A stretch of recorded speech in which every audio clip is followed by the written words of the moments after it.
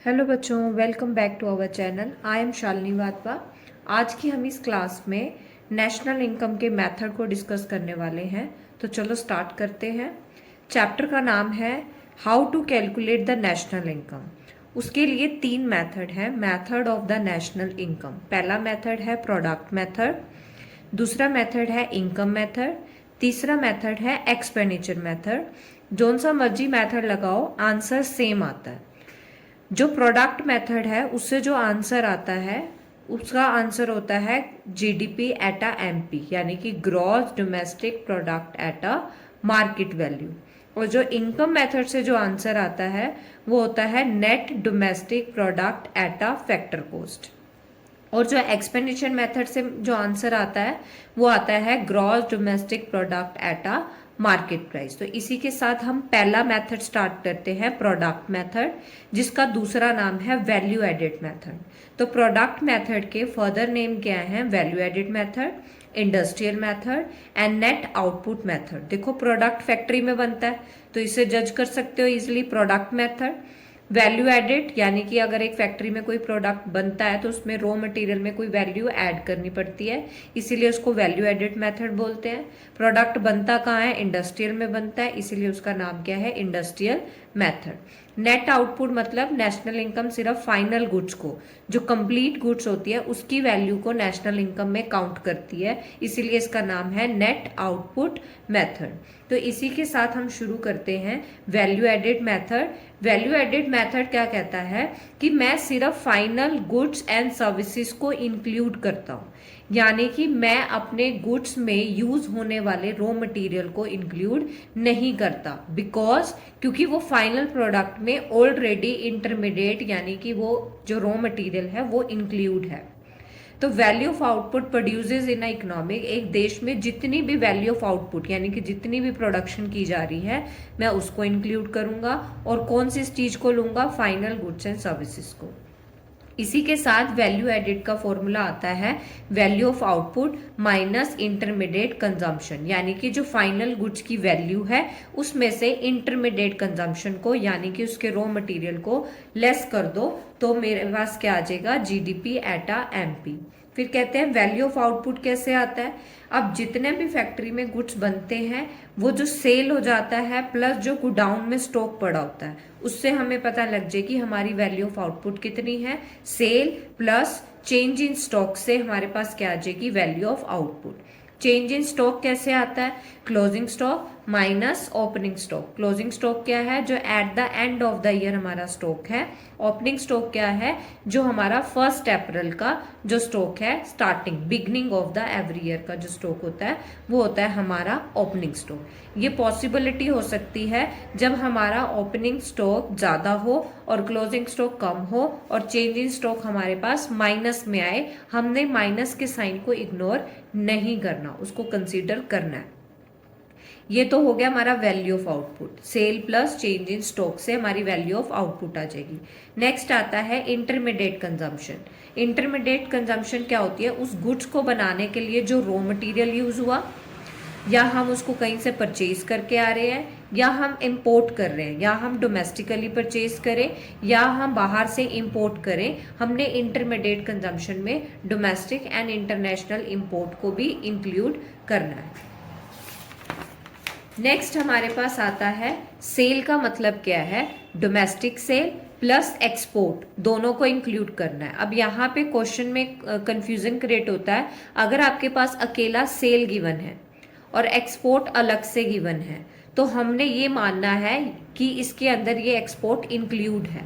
But अगर हमारे पास domestic cell लिखा है और एक्सपोर्ट अलग से लिखा है तो हमने उन दोनों को ऐड करके सेल को फाइंड आउट करना है। अगर अकेला सेल गिवन है तो दैट मीन्स उसमें एक्सपोर्ट इंक्लूडेड है। फिर और कैसे आ सकती है सेल? अब हमारे इंडिया में 3 सेक्टर में बांटा गया है, primary sector, secondary sector and the service sector. In sector की जो सेल है उसको हम ऐड कर देंगे, ऐसे ही हम इन तीनों सेक्टर की परचेज को ऐड कर देंगे। तो यानी कि एक हमारे पास सेल आ जाएगी, दूसरी हमारी इंटरमीडिएट आ जाएगी, वहां से हम वैल्यू एडेड का आंसर निकाल लेंगे। नेक्स्ट आता है, आपने जब भी वैल्यू एडेड मेथड लगाना है आपने कौन सी प्रिकॉशंस रखनी है, यानी कि कौन सी सावधानियां रखनी है इसको निकालते टाइम। देखो जो ये प्रिकॉशंस हैं ये हर मेथड की सेम है, वैल्यू एडेड की भी, इनकम मेथड की भी और एक्सपेंडिचर मेथड की, ये सारे पॉइंट हर में कंसीडर होंगे। पहला आता है सेकेंड हैंड गुड्स यानी कि ओल्ड गुड्स। देखो जब ये गुड्स बनी होगी, है ना, न्यू बनी होगी, तो वो नेशनल इनकम में काउंट हो चुकी होगी। तो जब ये सेकेंड टाइम सेल हो रही है सेकेंड हैंड गुड्स, तो उसको नेशनल इनकम में काउंट नहीं करना, नॉट इंक्लूडेड। फिर नेक्स्ट आता है commission on the sale of second hand goods. अब जो इस गुड्स को बेच रहा है उसके ऊपर जो कमीशन कमा रहा है वो इनकम मेथड में उसकी इनकम को इंक्लूड करना है, क्योंकि वो तो फर्स्ट टाइम कमा रहा है ना। तो सेकेंड हैंड की गुड्स की वैल्यू, सेल वैल्यू नहीं लेनी है, कमीशन जो उसके ऊपर कमीशन अर्न कर रहा है उसको बेचने के ऊपर, उसको इंक्लूड करना है, तो कमीशन को इंक्लूड करना है। On account production, on use, उसको इंक्लूड करना है। जैसे फॉर एग्जांपल कोई फार्मर है अपने लैंड पे वीट की प्रोडक्शन कर रहा है, तो उसमें से कुछ हिस्सा वो ऑन अकाउंट यानी कि अपने फैमिली मेंबर्स के लिए और अपने लिए यूज करने वाला है, तो उसको नेशनल इनकम में काउंट करना है। क्यों? क्योंकि प्रोडक्शन तो हुई है ना, उसको मार्केट वैल्यू पे हमने इंक्लूड करना है। नेक्स्ट आता है imputed rent of the owner occupied house. अगर हमारा कोई घर है और वो घर रेंट पे दिया जा सकता था बट हम उसमें खुद रह रहे हैं, बट उसकी जो रेंटल वैल्यू है उसको इनकम मेथड में हमने इंक्लूड करनी है। अब ये आपको एमसीक्यूज में, थ्योरी में कंप्लीट इंक्लूड होता है, इसको हमने इंक्लूड करना है किस वैल्यू पे? मार्केट वैल्यू पे। इंटरमीडिएट कंजम्पशन यानी कि रॉ मटेरियल को, उसको not included in the national income. Next आता है goods produce for the self consumption, वही सेम ऑन अकाउंट वाला पार्ट कि हमने गुड्स को प्रोड्यूस किया है सेल्फ कंजम्पशन के लिए, अपने यूज के लिए, उसको इंक्लूड करना है मार्केट वैल्यू पे।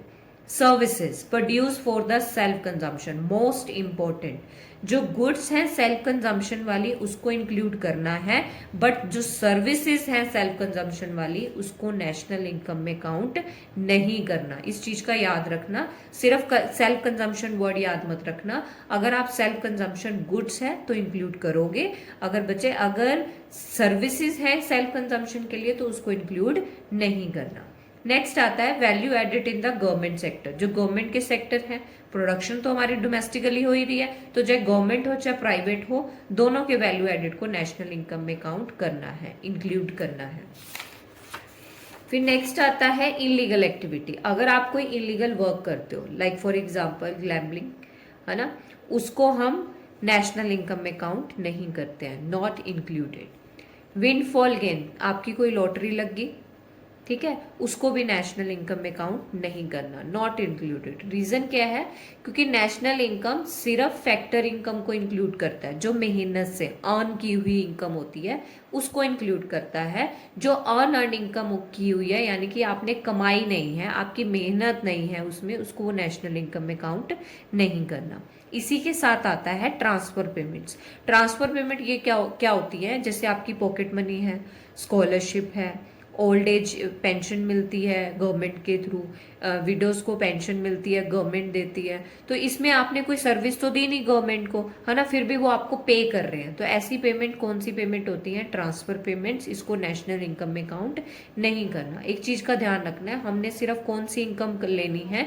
जो अर्न इनकम है और जिसका कोई स्टैंडर्ड फिक्स्ड है, ठीक है, उसको हमने नेशनल इनकम में काउंट करना है। जो ऐसा अर्नड नहीं है उसको नेशनल इनकम में काउंट नहीं करना।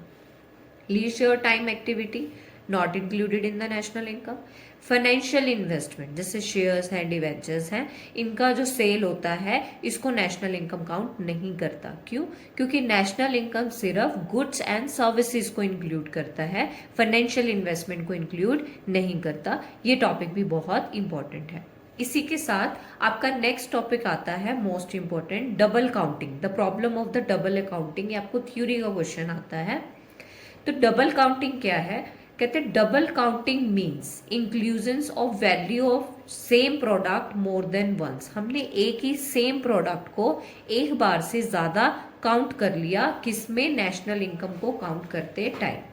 फिर आता है नेशनल इनकम बिकम इनएक्यूरेट। कहते जब हमने एक ही गुड्स को दो बार ऐड कर लेंगे तो जो हमारी नेशनल इनकम है वो इनएक्यूरेट हो जाएगी, गलत हो जाएगी, artificial increase in the value of national income. उसकी वजह से हमारी नेशनल इनकम ओवर एस्टिमेट हो जाएगी। इसके लिए डबल काउंटिंग की प्रॉब्लम अराइज होती है। नेक्स्ट आता है intermediate product also added into the final product. कहते हैं फाइनल प्रोडक्ट में इंटरमीडिएट तो ऑलरेडी है ही, इसीलिए इंटरमीडिएट कंजम्पशन को नहीं लेना। अगर आप इंटरमीडिएट प्रोडक्ट को दोबारा से ऐड कर देते हो तो आपकी डबल काउंटिंग की प्रॉब्लम अराइज हो जाएगी। Hence the final product of the one productive unit may be the intermediate product। यही बोला जो फाइनल प्रोडक्ट है उसके अंदर इंटरमीडिएट यूनिट ऑलरेडी है। Then the problem of double counting arise. इसकी वजह से, इन रीजंस की वजह से क्या होता है कि हमारी डबल काउंटिंग की प्रॉब्लम अराइज हो जाती है। आपकी बुक में ये पैराग्राफ में लिखा हुआ है, आपको एग्जाम में ये पॉइंट में एक्सप्लेन करना है। तो पहला ये बताना है कि जब हम एक ही प्रोडक्ट को दो बार इंक्लूड कर लेते हैं, नंबर 2 उसकी वजह से हमारी नेशनल इनकम इनएक्यूरेट एस्टिमेट हो जाती है। कि बोलोगे कि इंटरमीडिएट प्रोडक्ट ऑलरेडी एडेड है फाइनल प्रोडक्ट में, फाइनल प्रोडक्ट में प्रोडक्टिव यूनिट करते time intermediate product already included है। इन रीजन की वजह से डबल काउंटिंग की प्रॉब्लम अराइज हो जाती है। नेक्स्ट आप उसमें राइट करोगे इसी का एग्जाम्पल। एग्जाम्पल क्या है, जैसे फॉर एग्जाम्पल एक फार्मर है, उसने कॉटन प्रोड्यूस की, यही कॉटन उसने सोल्ड किया है 1000 की। किसको सोल्ड की? थ्रेड मिल को। थ्रेड क्या किया उसने? वैल्यू, यानी कि कॉटन को कन्वर्ट किया थ्रेड में, उसकी 500 रुपये वैल्यू एडिड होगी। तो यानी कि उसने वो प्रोडक्ट कितने का बना लिया? 1500 का। ये 1500 का उसने टेक्स मिल को दे दिया। कॉटन को धागे में कन्वर्ट किया, फिर वही धागा टेक्सट मिल, कपड़े बनाने वाली मिल को सोल्ड कर दिया। फिर उसने इस 1500 रुपये में अपनी वैल्यू ऐड की 500 से, तो उसने इसको किस में कन्वर्ट कर लिया? 2000 उसकी वैल्यू बना ली। फिर टेक्स्ट मिल ने क्या किया? शॉपकीपर को शर्ट बनाने के लिए दिया। अब इसने इसको कितने का सेल किया था? 2000 का। अब इसने अपनी तरफ से कितनी वैल्यू ऐड की है? 500। तो उस शर्ट की वैल्यू कितनी होगी? 2500। तो रॉन्ग डबल काउंटिंग क्या हो जाएगा? अगर हमने कॉटन की वैल्यू अलग ली, थ्रेड की 1500 की अलग ली, टेक्स्ट मिल की अलग ली, शर्ट की पूरी वैल्यू, तो ये आती है डबल काउंटिंग की प्रॉब्लम, जो कि रॉन्ग है, रॉन्ग वे है काउंटिंग करने का। राइट मेथड क्या है कि आप ये फाइनल प्रोडक्ट का शर्ट की वैल्यू उठाओ और नेशनल इनकम में काउंट कर लो। तो ये क्या है, अगर आप इन सबको ऐड करते हो तो ये डबल काउंटिंग की प्रॉब्लम को राइज करता है। फिर आपके पास आता है इसका सोल्यूशन बताओ डबल काउंटिंग की प्रॉब्लम का। कहते हैं आप इसको दो मेथड से सॉल्व कर सकते हो। पहला मेथड है फाइनल आउटपुट मेथड, दूसरा है value added method. Final output method क्या है? The value of final output, यानी कि जो गुड्स की वैल्यू है, जैसे इस एग्जाम्पल में 2500 थी, उसको फाइनल स्टेज पे नेशनल इनकम में काउंट कर लो।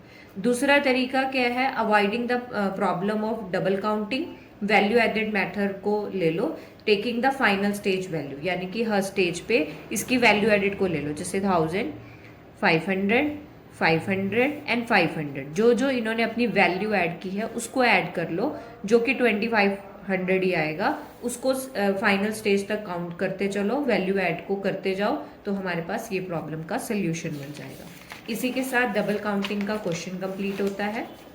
नेक्स्ट मेथड आपके पास आता है इनकम मेथड। इनकम मेथड से जो आंसर आता है net domestic product at a factor cost. Income method के फर्दर नेम क्या है? Factor payment method, distributed share method.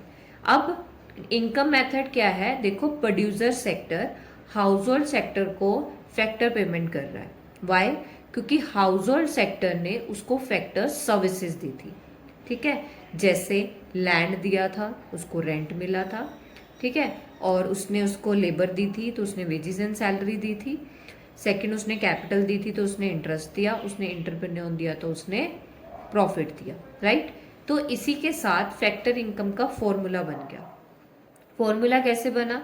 सबसे पहला फॉर्मूला है कंपनसेट टू एम्प्लॉय, जो मैंने वर्ड आपको बोला लेबर। लेबर के बदले में क्या मिलती है? Wages and salary. सारी इनकम को ऐड कर लो जो कि एक डोमेस्टिकली इनकम है देश के अंदर अंदर जो लोग कमा रहे हैं, या तो आप जॉब कर सकते हो, है ना। तो कंपनसेट टू एम्प्लॉय, अब कंपनसेट टू एम्प्लॉय में वेजेस एंड सैलरी तो है ही है। अगर कोई एम्प्लॉयर अपने एम्प्लॉय को, यानी कि बॉस अपने एम्प्लॉय को फ्री फैसिलिटीज भी देता है या काइंड्स में भी चीज देता है, उसको भी हमने कंपनसेट एम्प्लॉय में इंक्लूड करना है। तो wages and salary, free facility, free accommodation, रहने के लिए फ्री में घर दे रहा है, फ्री हेल्थ सर्विसेज दे रहा है, फ्री फूड दे रहा है, contribution of employ in a social security scheme, यानी कि पीएफ दे रहा है, प्रोविडेंट फंड दे रहा है, पेंशन दे रहा है। अब यहाँ पे एक इंपॉर्टेंट पॉइंट आता है, अगर एम्प्लॉय को पेंशन मिलती है उसको नेशनल इनकम में काउंट करना है। अगर ओल्ड एज पेंशन मिलती है, यानी कि गवर्नमेंट बुजुर्गों को जो पेंशन देती है, उसको नेशनल इनकम में काउंट नहीं करना। रीजन क्या है, ये एम्प्लॉय का रिवॉर्ड है और रिवॉर्ड को तो इंक्लूड करते हैं, ठीक है। वो अनअर्न्ड इनकम है, यानी कि अर्न नहीं की गई, उसने बुजुर्ग लोगों ने उनको कोई सर्विस नहीं दी थी, उन्होंने उनकी ओल्ड एज पेंशन उनको दिया, तो उसको नेशनल इनकम में काउंट नहीं करना। बोनस, कमीशन, ग्रेजुटी, यानी कि एम्प्लॉय को, अगर कोई एम्प्लॉयर अपने एम्प्लॉय को कुछ भी पे कर रहा है, चाहे वो कैश में हो चाहे वो काइंड्स में हो, नेशनल इनकम में सब कुछ काउंट करना है।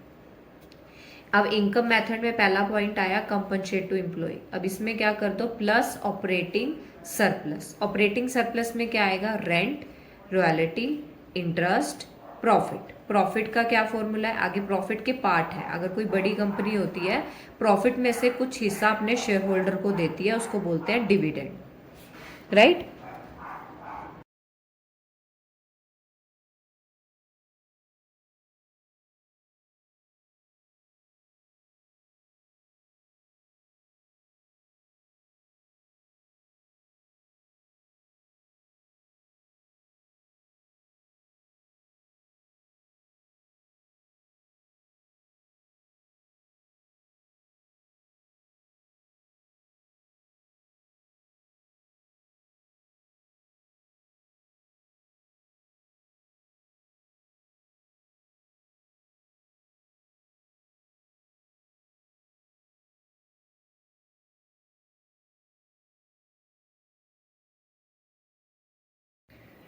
यहाँ पे house hold sector producer sector को फैक्टर सर्विसेज दे रहा है, राइट।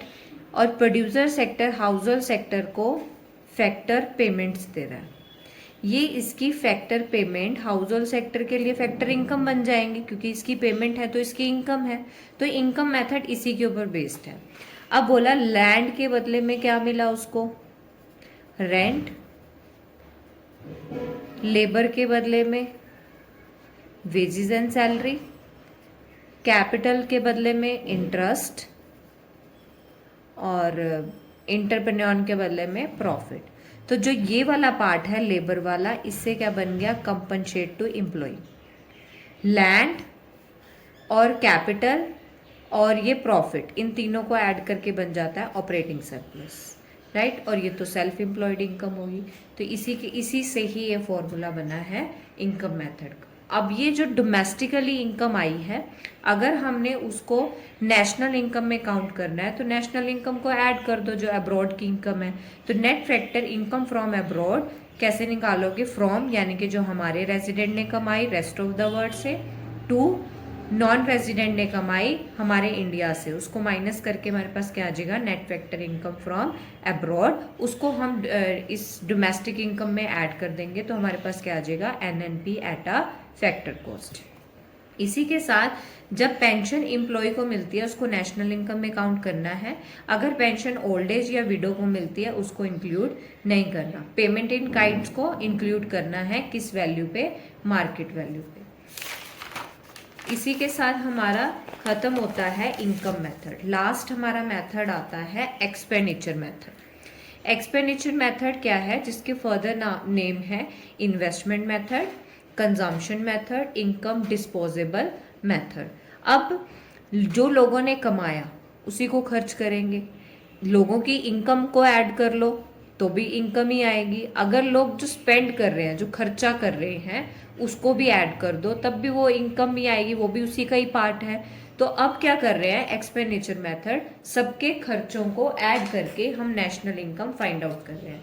अब इस पे जो आंसर आता है जीडीपी एटा एमपी पे आता है। क्यों? क्योंकि इसमें इनडायरेक्ट टैक्सेस का पार्ट रहता है। मार्केट में जाओगे, गुड्स एंड सर्विसेज खरीदोगे तो इनडायरेक्ट टैक्सेस पे करोगे, इसलिए ये मार्केट प्राइस पे इसका आंसर होता है। अब एक्सपेंडिचर कैसे होता है?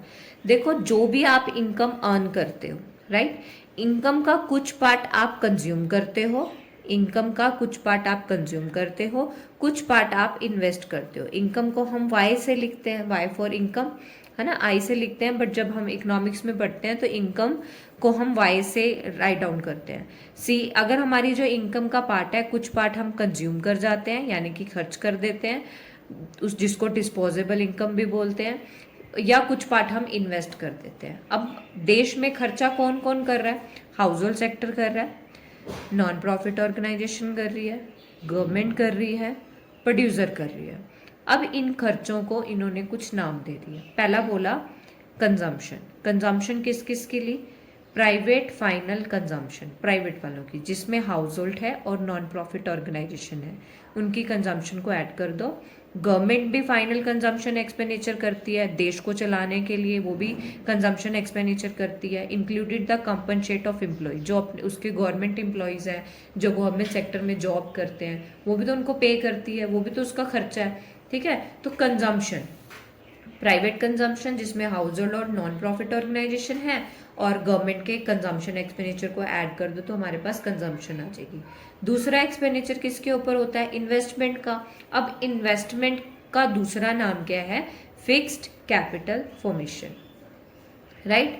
अब इन्वेस्टमेंट तीनों की ऐड करनी है हमने, गवर्नमेंट की भी, हाउस होल्ड की भी, और प्रोड्यूसर की भी, ठीक है। अब गवर्नमेंट जो खर्चा करती है, इसका दूसरा नाम बोला इन्होंने, इस पे जो ग्रॉस इन्वेस्टमेंट लेनी है। ग्रॉस मतलब होता है जिसमें डेप्रिसिएशन इंक्लूड है, डेप्रिसिएशन को माइनस नहीं करना। अगर आपके पास क्वेश्चन में नेट डोमेस्टिक कैपिटल फॉर्मेशन है तो पहले आप उसको ग्रॉस में कन्वर्ट करोगे, कैसे? डेप्रिसिएशन को ऐड करके। फिर कहते हैं जो बिजनेसमैन है, दो तरीके की इन्वेस्टमेंट करता है, एक तो फिक्स एसेट्स के ऊपर करता है, दूसरा अपनी इन्वेंट्री इन्वेस्टमेंट करता है, जिसको हम चेंज इन स्टॉक भी बोलते हैं। तो प्रोड्यूसर सेक्टर की दोनों इन्वेस्टमेंट को ले लो, उसकी फिक्स एसेट की भी और इन्वेंट्री एक्सपेंडिचर भी ले लो, दोनों को ले लो, ठीक है। तो हमारे पास इन्वेस्टमेंट आ जाएगी उसकी। दूसरा गवर्नमेंट की भी ले लो। तीसरा हाउस होल्ड की किस तरह की इन्वेस्टमेंट होती है? इसमें हाउस होल्ड सेक्टर की सिर्फ एक ही इन्वेस्टमेंट इंक्लूड होती है, जो वो अपना घर बनाता है, अपना रेजिडेंटल हाउस बनाता है, कंस्ट्रक्ट कराता है, तो वो किसका पार्ट रहती है? ग्रॉस कैपिटल फॉर्मेशन का पार्ट रहता है। तो सबकी इन्वेस्टमेंट को, गवर्नमेंट की इन्वेस्टमेंट को, प्रोड्यूसर की इन्वेस्टमेंट को, प्रोड्यूसर की दो इन्वेस्टमेंट है, एक fix investment, second inventory investment, जिसको चेंज इन स्टॉक भी कहते हैं। हाउस होल्ड की भी ले लो, उसमें सिर्फ एक ही आती है, उसकी रेजिडेंटल हाउस। इसके अलावा बाकी वो जो चीज़ें खरीदता है, एसी खरीदता है हाउस होल्ड वाला, वो उसकी कंजम्पशन में जाती है। इसकी इन्वेस्टमेंट में एक ही है, जो कि क्या है? Residential house. सबकी इन्वेस्टमेंट को ऐड कर दो, हमारे पास क्या आ जाएगा? ग्रॉस कैपिटल फॉर्मेशन, ठीक है। चेंज इन स्टॉक बिल्कुल वैसे ही वैल्यू एडेड की तरह, closing stock minus opening stock से आप निकाल लोगे। Plus net export. अब हम खर्चा और कैसे करते हैं? अगर हम फॉरेन कंट्री से मंगाते हैं कोई चीज, उसको एक्सपोर्ट बोलते हैं, तो एक्सपोर्ट में से इंपोर्ट माइनस कर दोगे तो आपके पास क्या आ जाएगा? Net export. तो एक्सपेंडिचर मेथड क्या कहता है? कंजम्पशन एक्सपेंडिचर को, इन्वेस्टमेंट एक्सपेंडिचर को, और जो आपने बाहर से कुछ मंगाया है तो नेट एक्सपोर्ट को तुम क्या कर दो? ऐड कर दो, तो हमारे पास क्या आ जाएगा? जीडीपी एटा एमपी। इसी के साथ हमारे नेशनल इनकम के सारे मेथड कंप्लीट होते हैं। अगर आपको कोई डाउट हो तो आप कमेंट बॉक्स में पूछ सकते हैं। Thank you.